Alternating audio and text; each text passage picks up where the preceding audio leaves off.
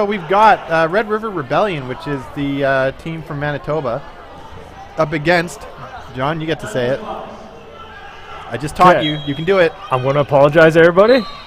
I believe the team name is Ouaouarons. Ouaouarons. Ouaouarons. Now, like I was saying, Ouaouarons.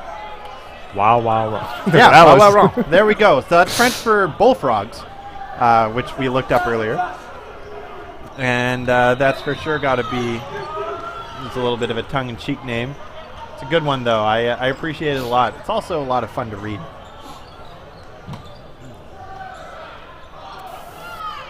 Looks like the court manager's talking to the referee about something to do with the score sheet. It's our very own Andrew Debates, husband of Megan Debates on Strike 1919.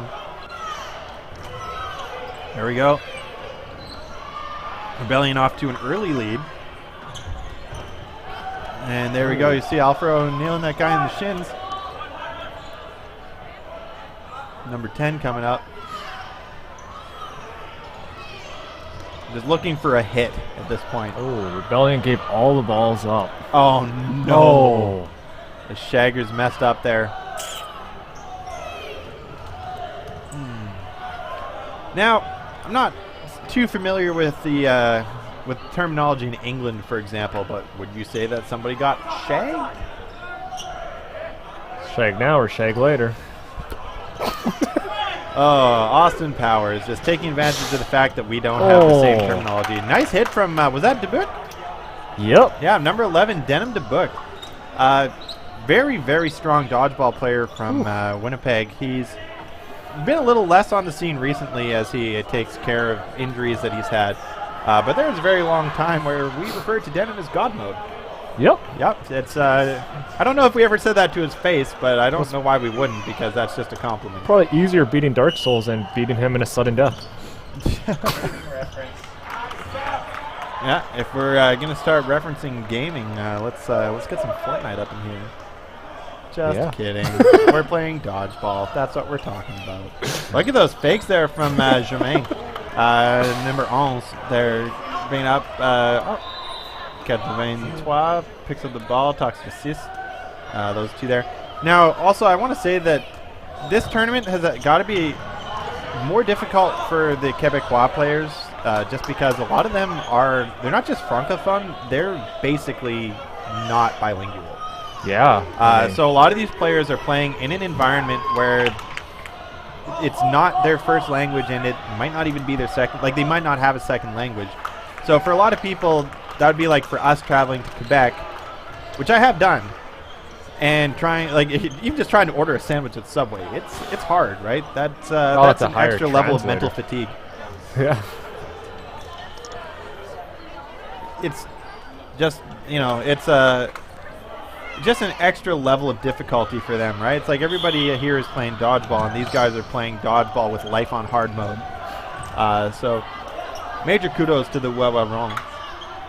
Oh yeah, number 6 there coming up with some good fakes. Another left-hander in the right guard position. His fake throws are scaring me. They're really good, too. You notice that he's kind of like waving his arm, and so it looks like the beginning of the throw, which is just as deadly as doing the whole thing, right? Yeah. You don't necessarily have to get attention. That's something you'll notice from number 11, Dubuc, over there as well. I learned a really good fake from watching him. He's another switch hitter, so to speak. He's primarily left-handed, but he can throw right-handed better than a lot of people who are right-handed. Yeah. But he does the beginning of his wind-up. So you can see it, right? He's like halfway to start. All right, pass the ball off to Podsiadlo. That's number 17 into the money ball position, so to speak. Getting up there, getting attention. Passing the ball off, moves it off to the side there. Number 2, that's Clarence Alfaro, is captain of the draft team I was on last season. Very talented player. I love watching him get ready to throw, because I know I said this about somebody else, but this is where I first got the idea. He looks like a compressed spring. You can just see all the energy and the tension in him waiting, ready to be released to just kaboom into a throw. Yeah. Rebellion's just built with very strong players. Absolutely. Just the show they put on.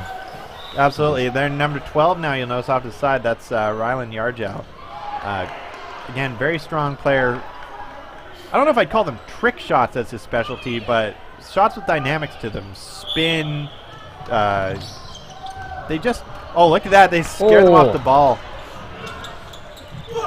But he still manages... He can put almost like a knuckle puck ball into the air, but get it on target. Oh, Chan misses there. Number 9, Phil Chan, a very talented catching player. Didn't make the catch there. And we got double O, Eldon Wu. Last year he was on Team Maple Leaf, which is the group of spares for Team Canada. And also when they were hosting the World Championship. Oh, looks like Rebellion failed to throw all a ball. No, they didn't. Oh, failed wow. to throw a ball by the countdown finish. So like the forfeit. I did not think we would see that today. Especially at this high competition, it's just... yeah, so especially these players, you know. Like I was saying, Wu was on Team Maple Leaf, and that team actually ended up playing in the World Championships. They weren't allowed to play for the title, but they needed a team to round it out. 'Cause as I understand it, the Canadian government wouldn't give Team Pakistan visas to come out. Huh. Yeah, so we had to find a team of world quality, but again, Canada's not allowed to have 2 teams, so they were just there to round up the numbers. But again, great opportunity to play against the best people in the world. If ever there's a Team Earth, that's what that tournament will be used to decide. Look at that! You see that shot from Yarja there? That was that's just great. All of it, all around. Now, due to a bit of a hubbub with the way the selections went in Manitoba, we have 9 players on the Red River Rebellion. Now, I imagine that'll be changed for future iterations of this tournament, but for this round, there we go. Nice block. Gets Chan in the shins. Oh, looks like they failed to activate the ball. Well, it explains why he got hit, I guess, if he was expecting to be safe. Yeah. Good catch on the referee there. Actually, it's also possible that they've been getting help from the court managers. Looks like he's getting a little nod to talk to them. Rousseau getting hit there. And, there we go. Pass off to Trompe. These in the center. If we ever get a game where it's Quebec versus Quebec, I will attempt it in French. It will be horrible and broken, but, you know, we're a wonderful, diverse country with 2 official languages, and we should do our best. There we go. Sis moving up.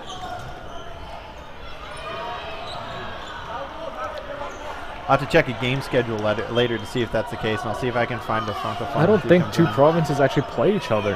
Oh, for sure they do. Windchill for sure plays one of the other Winnipeg teams. I'm certain of it. Huh.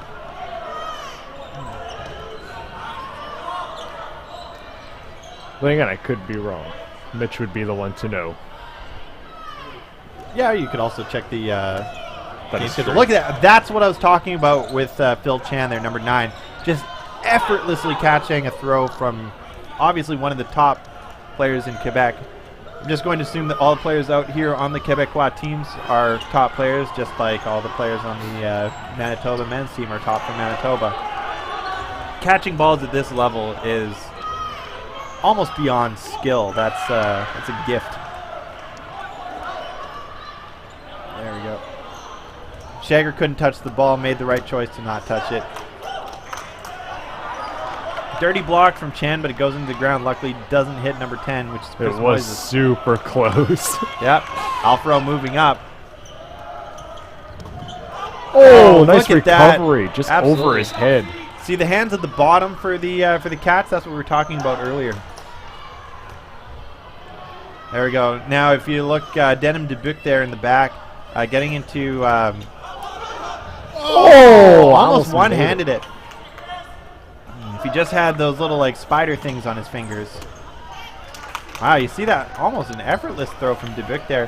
One of the things I like watching about the way he plays is he gets down on all 4s and basically just jumps around almost like an animal, right? He uses all 4 limbs. He's constantly in the air or on the ground. He's never in one position. You almost never see him in a regular standing position.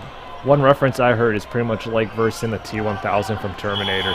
He's just liquid. He's not matter. Yeah, that makes sense. Once again, Quebec not activating the balls and taking a shot. Luckily, he didn't hit anybody that time, but they need to get those balls over that blue line. Yeah. That's something for those of you who aren't familiar with dodgeball. In the opening rush, your team only gets the balls on the right-hand side. You have to travel those over the blue activation line, also known as the attack line. The attack line is just a holdover from older rules back when that was more so the case. Now it's just you got to get it over that line before you're allowed to throw it. Once you have activated a ball, though, you're always allowed to... Oh, shoot. Corrigan there, number 21, looks like he may have hurt his fingers a little bit. Or maybe he was just rubbing his hands together because he was disappointed he didn't catch. It looked like it just hit his shirt. There you go, yard jaw moving up. Oh. Right in the chest on Ons.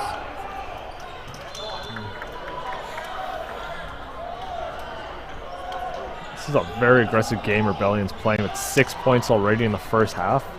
Absolutely. It's a good showing from the Manitoban teams this year. Last year we didn't do so well at our first championships out in Halifax that we were invited to. That was because I think we just weren't used to this gameplay and the style. And if I'm honest, I don't think the teams had enough practice in yet.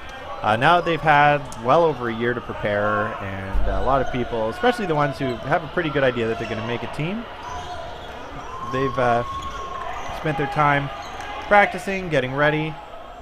And that's what's important, right, is preparation, really. Just knowing what motions and where to be when you need to.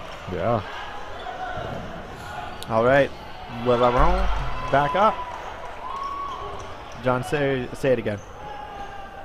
Ouaouarons? Ouaouarons. Ouaouarons. There we go. I'll get it one of these days. I'm loving this.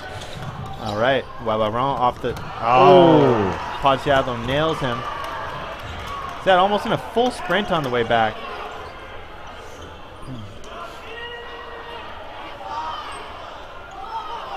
There we go.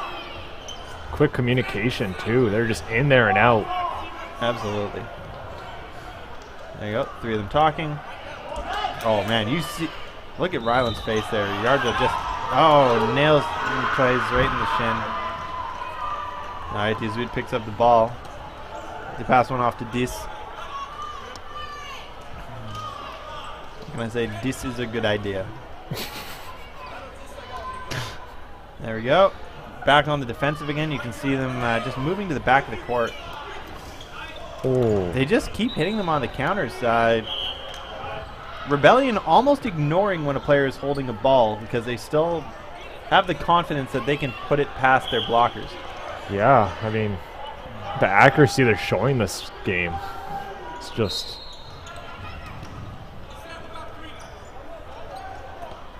Moving around. Sidbuk gets up there, faking, feeling him out, trying to feel out where he's gonna dodge to. Right, that's another good reason to fake on a player. If you notice somebody only ever moves to the right, you can be pretty darn sure that when the time comes, you got to throw to the right. Yeah, throw where they're going to be rather than where they are. Absolutely. Got to lead your targets in dodgeball. Absolutely. Now, one of the things that the coach of Team Canada taught us in one of the basic skills coaching clinics is when you're dodging, rather than reacting, see, and he took the trade because the last player left, might as well, right? Yep. Even if he didn't make the shot, it was worth the risk. But with dodging, what I was saying before is you just got to commit to a direction, right? You can go up, down, left, or right. So if you choose a direction, you're now putting it on the thrower to figure out where you're going rather than the thrower throwing and you having to figure out where to go. So you're now at like a 25% chance of getting hit, so to speak.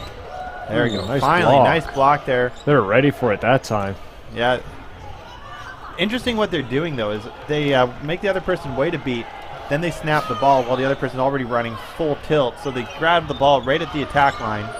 So the ball is active while they're already in a full sprint, essentially, to get to the line to throw. That's it's a really good tactic to get your balls to the center line. And obviously it's working. Ouaouarons moving up.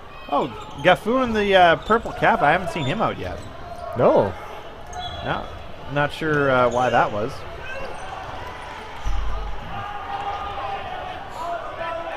All right, there we go. Podsiadlo, 17, talking. Looks like Wu Double O was calling.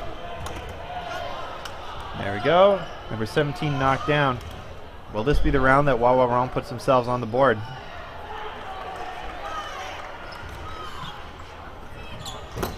Oh, nice attempted catch by number 11.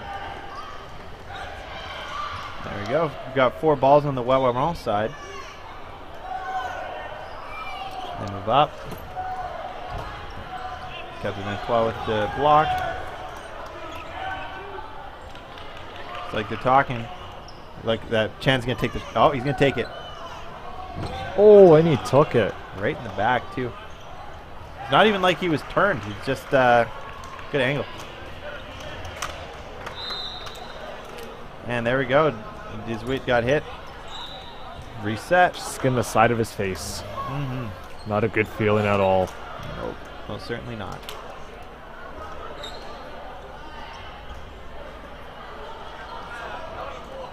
And they're resetting again. Feels so much better now that I've eaten that sandwich. It was a good sandwich. I always feel better after eating some chicken salad. Oh yeah. Yeah, it's not a heavy food. There we go. There it goes. Just not getting hit on that, but that was an aggressive snap. It's like Ouaouarons has changed up to 1 runner also. You know what? It makes sense if your snap isn't working, you might as well just collect the balls and get out of it. Yeah, I mean, He just gets hit. Looks like number 9 Chan was also knocked out. Oh, we've got a double O on Ouaouarons as well.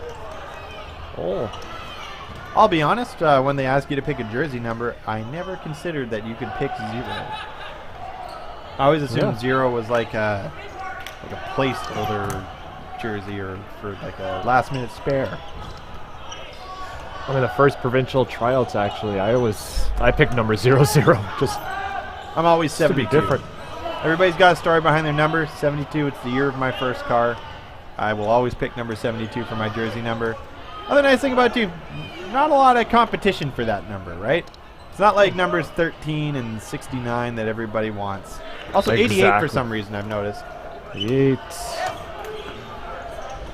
Now, if I'm not mistaken, I believe that's because, and I could be wrong, I believe 8 is a Chinese lucky number. I believe that is correct. It's not just 8, it's 8, 88, anything with 8s in it is one of their lucky numbers. Yes, that is correct. I work at a casino, I should know this. Yeah, and as I understand it too, number 4 is their unlucky number because it sounds like the word for death. Yep. In one of the dialects. Look at that. Garjao just coming out swinging there. Will we finally see our 3 on... Nope, we will not. Nope. Good sportsmanship from him there. Passing off to the Shaggers, getting reset, but Ouaouarons on the board.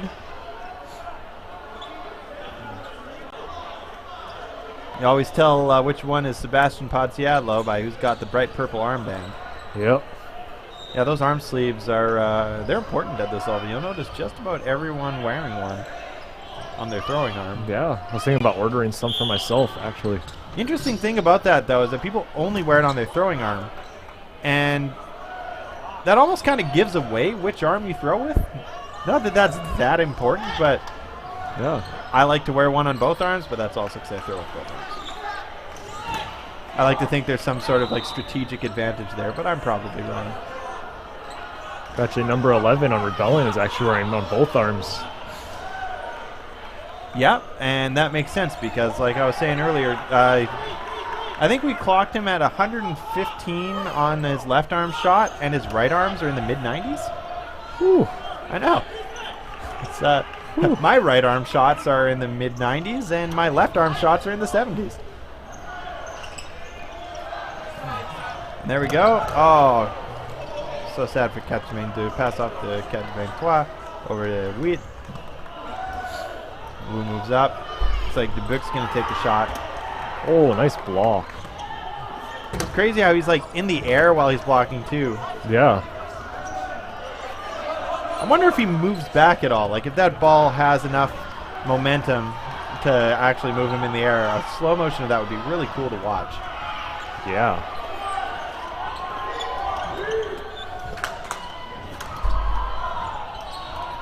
At some point during this tournament, I'm probably just going to whip my phone out and take one of those super slow-mo videos on something. It could be a lot of fun. That would actually be pretty cool. You know what? We're in the second half of this game. Pretty decisive victory for Red River Rebellion at this point.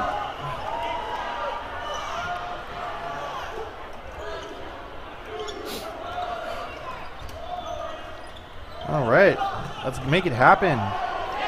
Oh, Moises jumps. Oh, look at that reach. Good work from Gauthier there.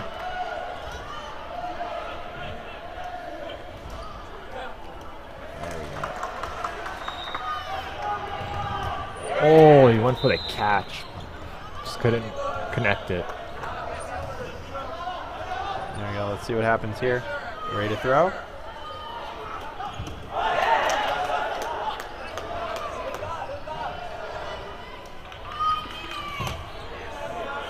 Did I hear them say 5 minutes? That must be a different game. Yeah, I have. I'll be shocked if it's 5 minutes left. I don't think we've seen 10 points in a game yet. What can I say? Just very good showing there.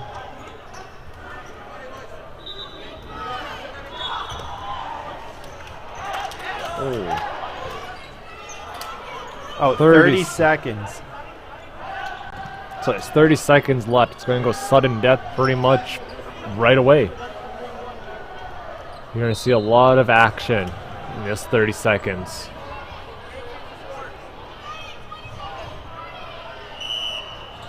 And they're off again. Podsiadlo. Oh! Wow. That was beautiful. That was a great catch.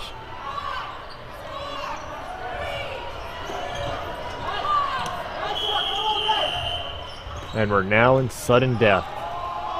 Reset and 3 balls per side. At this point, the best thing Rebellion could do would just be to relax. Yeah, save your energy for future games. Save your arms.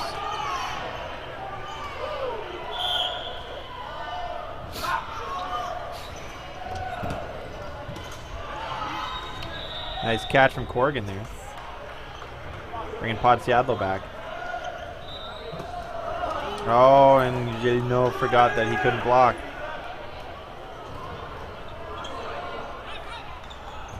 Oh, you see that catch? That was incredible. Exactly what they're looking for in this, right? Now it's only 2-on-3. That's incredibly winnable. Oh, and they hit Yarja. That puts it down to 2-on-2. Red River has no balls. Now they do. Oh, wow. And that's it. That looks like that's it. That's the game. So just for a little recap, Red River Rebellion won a lot of points in a row. They just really took Ouaouarons to task. In the last little bit, they slowed down a bit. The Ouaouarons, that's French for bullfrogs, managed to take a couple rounds off of them.